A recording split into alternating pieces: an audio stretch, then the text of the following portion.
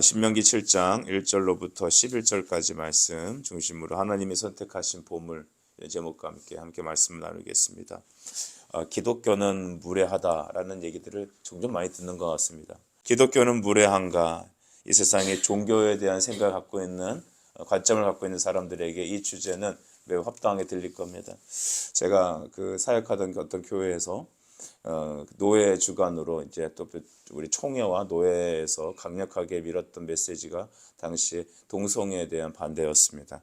동성애자들을 저주하고 그들을 상대하지 말라는 게 아닙니다. 동성애자들은 우리가 전도하고 구원해야 될 기도의 대상이죠.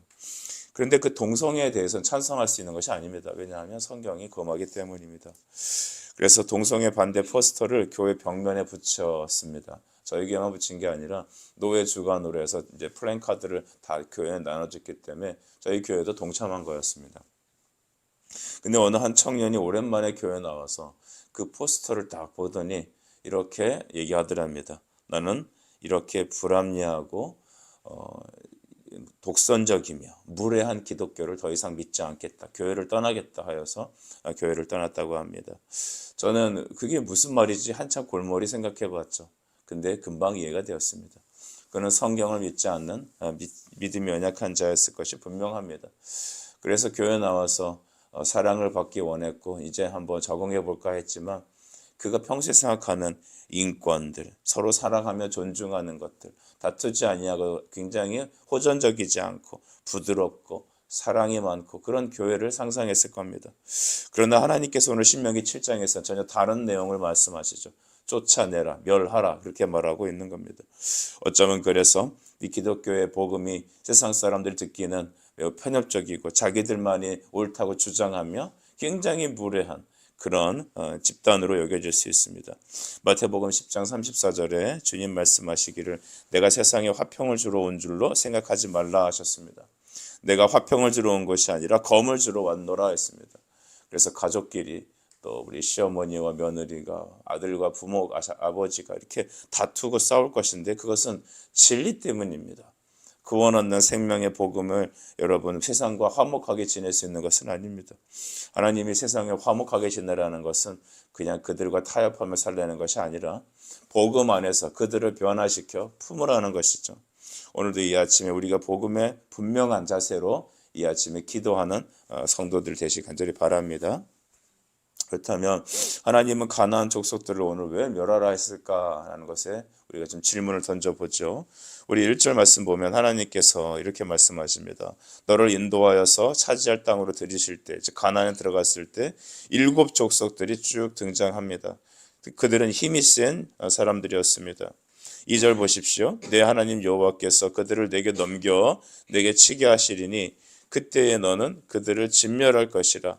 그들과 어떤 언약도 하지 말 것이요 그들을 불쌍히 여기지도 말 것이며 라고 했습니다. 헤렘이라는 단어를 이제 언젠가 말씀드렸던 것 같은데요. 완전히 싹 생명 있는 호흡을 다 끊어놓는 것을 말합니다. 그러니까 이런 사실들만 보면은 기독교는 정말로 독선적이다, 무례하다, 잔인하다 이렇게 말하는 겁니다. 오늘 그러나 이 칠족속들을 몰아내고 이렇게 모든 사람들을 다 멸하라고 말한 것은 여러분 그들의 우상과 그들의 또한 불신앙과 이방의 풍속들, 죄악을 싹 정리하라는 하나님의 말씀인 것입니다. 중요한 것은 1절에 너보다 힘이 센 7 족속을 쫓아낸다고 하나님 말씀하셨습니다. 상대가 되지 않죠. 게임이 되지 않습니다. 우리나라 군사력의 세계 6위라고 하고 보통 말들을 하는데 우리가 러시아나 저기 미국이나 이런 나라들하고 지금 아무 도움 없이 일대를 붙으면 어떻게 되겠습니까? 우리는 이겨낼 수 없을 겁니다. 이 해상 자위력도 여러분 일본에 밀리죠. 그런데 이럴 때 하나님께서는 우리가 군사력 때문에 너희가 여기 가나안을 정복하는 것이 아니라고 말하고 계세요. 너희는 내가 너희를 이 땅에 들여보내기 때문에 너는 갈 수 있다라는 것입니다. 여러분 이것이 우리 아침에 얼마나 큰 힘이 됩니까? 하나님이 하시게 하실 거면 다 되는 겁니다. 하나님이 명령하신 것, 하나님이 약속하신 것은 다 이루어집니다. 우리의 힘이 언제 여러분 이 세상을 이기는데 능히 감당했습니까? 그래서 저는 예전에 이제 신학교를 가려고 할 때 어떤 분들이 전교에서 몇 등 안에 들지 않으면 차라리 신학교 가지 말라고 했던 기억들 납니다. 저는 그때 전교에서 몇 달 안에 못 들었던 것 같아요. 그러니까 그 말 듣고 속상하고 마음이 상했던 거죠. 꼭 그렇게 돼야 되나? 물론 이제 한편 이제 이해는 하죠. 이제 갈 데 없으니까 신학교 간다. 그냥 교회에서 열심히 일하니까 그냥 그래 신학이나 해볼까. 그러지 말라는 것이죠. 철저히 묻고 하나님 앞에 가고 준비하라는 것입니다. 하지만 여러분 우리가 전교 1등 한다고 믿음 1등, 목회 1등 합니까? 그렇지 않죠. 하나님께서 은혜 주셔야 다 감당할 수 있는 겁니다. 여러분 자녀를 이 세상에서 1등으로 세우려고 하기 전에 하나님 말씀으로 먼저 세우는 축복이 있길 바랍니다. 하나님이 가나안 땅에 들어가려고 할 때 너희 힘으로 들어간 거 아니다라고 말한 것입니다. 근데 특별히 이제 이 7족속이라는 숫자를 맞췄네요.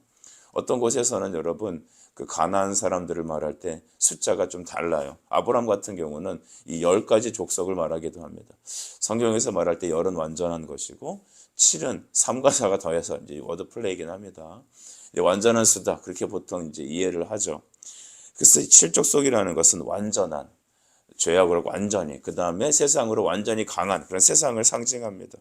이런 7족속들을 하나님께서는 다 쫓아내시겠다 하셨습니다. 하나님이 우리를 이 땅에 먼저 예수 믿게 하시고 오늘 이곳에 교회를 세우고 믿음의 생활을 할 수 있었던 이유는 무엇이냐면 하나님이 우리를 통하여 이 세상이라는 7족속을 물리칠 것이기 때문입니다. 하나님께서 전 세계를 향하여 그리스도의 복음을 세우고 그곳에서 하나님의 뜻을 이루며 하나님 예배하며 주의 말씀을 순종하는 그러한 사람들로 우리를 불러주셨습니다. 여러분 성도는 세상 속에 살아갑니다. 그래서 세상 사람들과 같이 밥 먹고 또 사업하고 같이 교제할 수도 있습니다. 그러나 우리는 그들과 절대로 멍에를 매지 말아야 합니다. 하나님은 그들을 쫓아내라셨습니다. 그들을 이 세상에 있는 사람들을 다 망하게 쫓아내야 되느냐는 소리는 아닙니다. 오늘날의 이스라엘이 팔레스타인을 점점 먹어가는데 그렇게 땅을 넓히라는 얘기가 아니라 여러분 이 땅에 있는 모든 불신앙을 몰아내라는 것이죠. 그리고 그것에 교회를 세우라는 겁니다.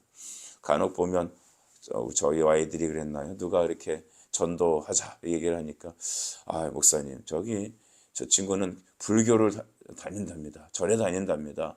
저 친구는 그리스도에 대해서 자기는 기분이 안 좋으니까 나한테 신앙 얘기하지 말라고 합니다. 그러니까 저 친구한테는 저 사람의 인격을 생각해서 저 사람과 나의 관계를 생각해서 저 사람이 나름대로 종교 생활하고 있으니까 그들의 종교를 우리가 침범해서는 안 됩니다. 인정해 줘야 합니다. 라고 얘기한다면 그분은 정말 복음을 모르는 겁니다. 복음은 침노하는 것입니다. 이 땅의 모든 사람들이 다 예수를 믿어 구원을 받아야 합니다. 여러분 믿으십니까? 진정한 사랑은 그들이 예수를 믿고 그리스도 안에서 우리가 화목함을 유지해야 되는 것이죠. 그가 다른 종파에 있다면 여러분 그를 기도하고 그리스도께로 인도해야 되며 그가 나는 예수를 믿지 않겠다고 선언했다면 더욱더 기도하여 그가 생명의 주를 만나게 해야 합니다. 여러분 하나님은 우리보다 강하고 힘센 족속들에게 가서 그 땅을 몰아내신다 하셨습니다. 이 세상이 가장 커 보이고 내 주변 사람들이 내 힘으로는 도저히 꺾이지 않을 것 같지만 꺾는 분은 있습니다. 꺾는 분은 주님이십니다. 그러니까 이 아침에 우리가 해야 될 것은 기도하며 말씀에 순종하는 것밖에 없습니다. 우리가 이제는 4절을 보시면 하나님께서는 그들과 교제하지 말라고 하시죠. 그가 내 아들을 유혹하여 그가 여호와를 떠나고 다른 신들을 섬기게 하므로 여호와께서 너희의 진노가 갑자기 너희를 멸하실 것임이니라. 아멘. 결혼시키지 말라는 겁니다. 혼인관계 맺지 말아라. 그래서 여러분 우리 앞에서 우리가 이제 그 사람들하고 교제하지 말라 쫓아내라는 것은 이 정치적으로도 깨끗이 유지를 해야 되며 두 번째는 결혼 혼인관계 진정한 관계를 맺지 말라는 것입니다. 그렇다면 믿지 않는 사람들하고는 사업도 하지 말아야겠네요. 그런 의미가 아니라는 거죠. 저 여러 번 말씀드렸죠. 그들과 사업을 하되 인격적인 관계를 맺지 말라는 겁니다. 그들과 같이 친분을 맺고 그들과 같이 여러분 결혼하고 그런 것은 아닙니다. 간혹 가다가 여러분 제가 한번 이렇게 질문해 드려볼게요. 제가 이 땅에 있는 예수 믿지 않는 청년들을 전도하겠다는 마음을 갖고 저기 홍대 나이트클럽에 가고 매 주일에 한 번씩 가서 그들과 같이 교제한다고 같이 뭐 춤추고 그러면 제가 이제 춤바람이 나겠죠. 이 똑같은 일입니다. 우리가 항상 이 세상과 나를 타협하는 그런 면들이 너무나 많습니다. 이건 괜찮겠지. 또 이런 나는 이 사람을 친하니까. 여러분 그렇게 우리가 마음을 주고 그들과 인격적으로 교제를 하게 된다면 우리는 세상을 정복하기 전에 우리가 정복을 당할 것입니다. 특별히 여러분 우리는 구약에서 나오는 이 솔로몬의 예화를 우리가 알고 있죠. 솔로몬은 이방 여인과 정치적인 이유로 이방 여인들을 아내로 많이 삼았죠. 후궁이 700이고 천이 300이랍니다. 이 1000명의 여자, 그 외에도 많은 여자가 있었겠죠. 그들을 데리고 온 것은 지극히 정치적인 원리였을 것입니다. 이민족도 데려다가 또 저기 옛날 우리 고려 시대의 왕건이 결혼 많이 했잖아요. 호족들을 이렇게 품기 위해서, 정치적으로 이용하기 위해서 딸들을 볼모로 삼은 것이죠. 그래서 여러분 이것들은 과거나 오늘이나 우리에게 많은 교훈을 줍니다. 여러분 우리는 이방의 사람들과 여러분 인격적인 관계를 맺지 말아요. 멍해를 같이 맺지 말아야 합니다. 그들과 여러분 만날 수 있습니다. 그들과 같이 친구 먹을 수도 있습니다. 그러나 멍해를 맺지 말아야 합니다. 영적인 깊은 관계를 맺지 말고 또한 결혼하지 않아야 합니다. 5절을 보면 이런 말도 있죠. 오직 너희가 그들에게 행할 것은 이러하니 그들의 제단을 헐며 주상을 깨뜨리며 아세라 목상을 찍으며 조각한 우상을 불사를 것인지라 했습니다. 그들의 모든 여러분 우상을 깨뜨려 몰아내라는 것이죠. 근데 여러분 이게 얼마나 위험한 일인지 아십니까? 이것이 얼마나 무례한 짓인지 아십니까? 우리가 보면 동남아시아나 이런 나라 가게 되면 그 많은 우상들이 있죠. 각 집집마다도 있습니다. 근데 그들이 예수님을 믿고 영접하게 되면 다음과 같이 한다고 해요. 집에 있는 우상단지 같은 것들을 갖고 와서 선교사님 저는 도저히 이것을 어떻게 할 수 없으니까 선교사님이 처리해 달라고. 또 우리나라에서 보면 이제 시골에서 이렇게 이제 우상을 섬기던 분들이 목사님께 이렇게 갖고 와요. 처리해 달라고. 근데 그들의 문화와 이런 것들을 여러분 깨뜨리고 막 하는 거 얼마나 무례한 일입니까? 그들의 종교를 깨뜨리는 거 아닙니까? 하나님께서는 이 땅의 모든 종교를 우리 안에서 몰아내라고 명령하셨습니다. 특별히 우리 안에 있는 우상들을 몰아내라 하셨습니다. 제일 큰 우상은 뭐냐 하면 세상을 본받는 것입니다. 세상을 따라가는 것이죠.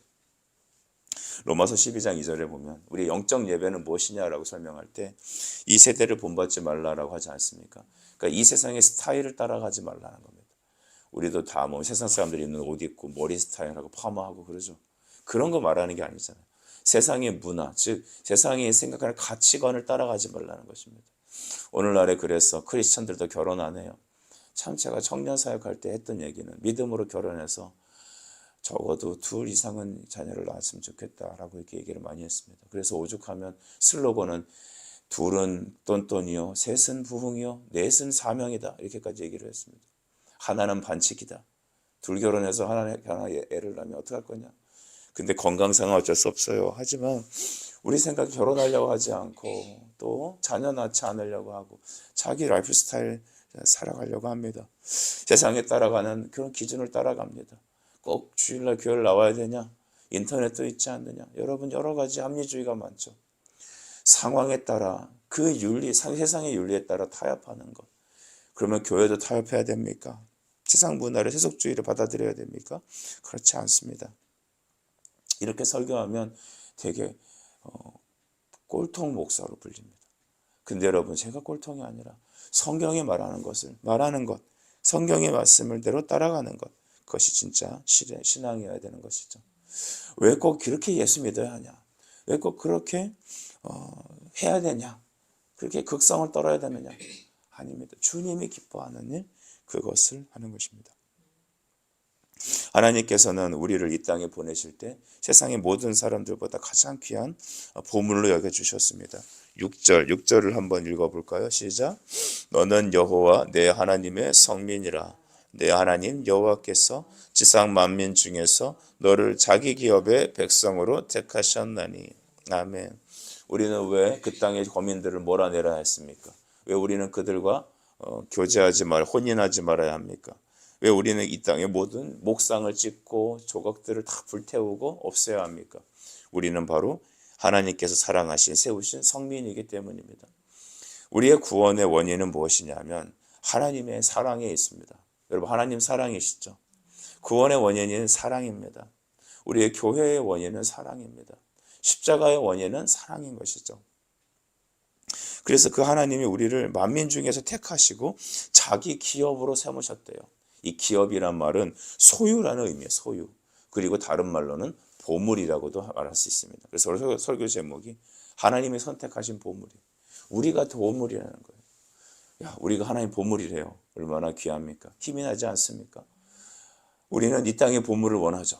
하나님, 내가 보물인 거는 됐고요. 돈 주세요. 그럴 수 있지만 하나님 우리 자신을 보물로 여기십니다.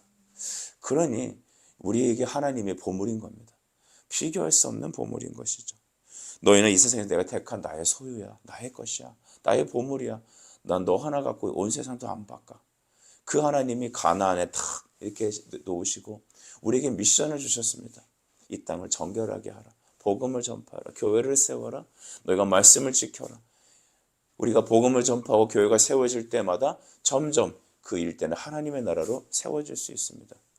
여러분, 서울에 가니까 어느 교회 옆에 교회가 여기에 서점을 세우고 어린이 유치원을 세우고 또 그 교회가 들어가니까 전에는 그 교회가 음식점들이랑 주변에 술집들이 가득했는데 점점 바뀌는 거예요. 복음을 전하니까. 여러분, 조나단 에드워즈라는 미국의 신학자가 있었는데 그 사람 당시 사람들이 탄광촌에 가서 그렇게 대중 설교를 많이 했다는 거예요. 그 탄광촌에 가면 그 바쁜 일정 속에서 사람들이 뭐 하겠어요? 밤이면 이렇게 매춘하고 또 술 마시고 그러지 않았겠습니까? 그렇게 인생에 낙이 없이 그냥 살아가는 사람들에게 예수의 복음을 전한 것이죠. 그러니까 그 일대에 나중에 술집이 사라지더라는 겁니다. 창기들이 사라지더라는 것이죠. 오늘날도 우리가 이것이 매우 합당한 생각입니다. 어떤 목사님들은 이 도시의 성시화를 추구하고 기도하는 사람들도 있습니다. 교회가 세워지면 우리가 또 예수님의 복음을 전파하면 믿음으로 기뻐하는 삶을 살게 된다면 어둠은 물러가고 불신앙은 사라지고 예수의 생명으로 가득 채워질 것입니다. 오늘날 우리는 이 땅을 가나안으로 삼아 이곳에 있는 모든 우상들을 몰아내고 그곳에 예배를 세우고 하나님의 교회를 세우는 우리 교회가 될 것입니다. 10절에 보면 그를 미워하는 자에게는 당장에 보응하여 멸하시나니 여호와는 자기를 미워하는 자에게는 지체하지 아니하시고 당장에 그에게 보응하시니라. 여러분, 9절에서는 사랑하는 자에게는 천대까지 은혜를 베푸지만 하나님을 미워하는 자에게는 당장에 보응하신다 하였습니다. 이것을 어떻게 우리가 이해해야 될까요? 하나님을 사랑하는 것은 여러분 우리가 하나님 먼저 선택한 것이 아니었기 때문입니다. 이것을 바꿔서 해석합시다. 이렇게 해석하면 됩니다. 말라기 3장 1절에 보면 하나님이 에서를 미워했다고 그랬어요. 야곱은 사랑했대요. 하나님의 사랑받은 자에게는 하나님께서 천대까지 그 신앙의 언약을 이루어 주신다는 것입니다. 그리고 하나님을 사랑하지 않는 자는 하나님이 먼저 그를 사랑하지 않으셨다는 것이죠. 하나님의 사랑했다는 의미는 선택하셨다는 의미고 그 선택받은 자는 사랑받은 자인 겁니다. 우리가 예수님을 믿고 이 아침에 기도하러 나온 것은 주님의 사랑을 받았기 때문입니다. 그래서 우리는 정리합니다. 하나님은 사랑이시다. 그 사랑의 하나님이 우리를 이 광야 속에서 가나안이라고 하는 이곳에 우리를 보내셨습니다. 이곳에서 여러분 우리는 예수님의 이름으로 사람들에게 전도하고 믿음으로 예배하고 믿음으로 살아갈 때 하나님께서는 점점 이 땅을 있는 7 족속들을 몰아내시고 또한 이곳에 하나님의 거룩한 나라들을 세우실 것입니다. 거기에서 가장 중요한 것은 우리가 세상에서 타협하지 말아야 합니다. 믿음과 결부되지 않은 것들을 타협하지 말아야 합니다. 세상의 스타일을 따라가지 말아야 합니다. 세상이 기뻐하는 것을 우리도 기뻐하지 맙시다. 주님이 기뻐하는 것을 우리 기뻐합시다. 이 아침에 이런 마음과 믿음이 여러분 안에 가득 차길 간절히 바랍니다. 기도드리겠습니다. 하나님 아버지 은혜를 감사합니다. 이 아침에도 우리를 사랑하셔서 하나님 아들 예수 그리스도를 우리의 주로 믿고 섬기게 해주시고 또한 하나님 아버지 우리를 이 땅에서 믿음으로 7 족속들을 몰아내는 영적 이스라엘로 세워주시니 감사합니다. 우리 안에는 죄를 몰아내시고 이 땅에 있는 하나님 가득한 불신앙들을 하나님 아버지 우리 교회를 통하여 점점 확장시켜 주시고 하나님의 나라를 이루어가게 하여 주시옵소서. 오늘 날이 많이 춥습니다. 성도들의 건강을 지켜주시고 무엇보다도 영적인 건강, 믿음으로 기도하는 것들이 우리 안에 있게 하여 주시옵소서. 예수 그리스도 이름으로 기도드립니다. 아멘.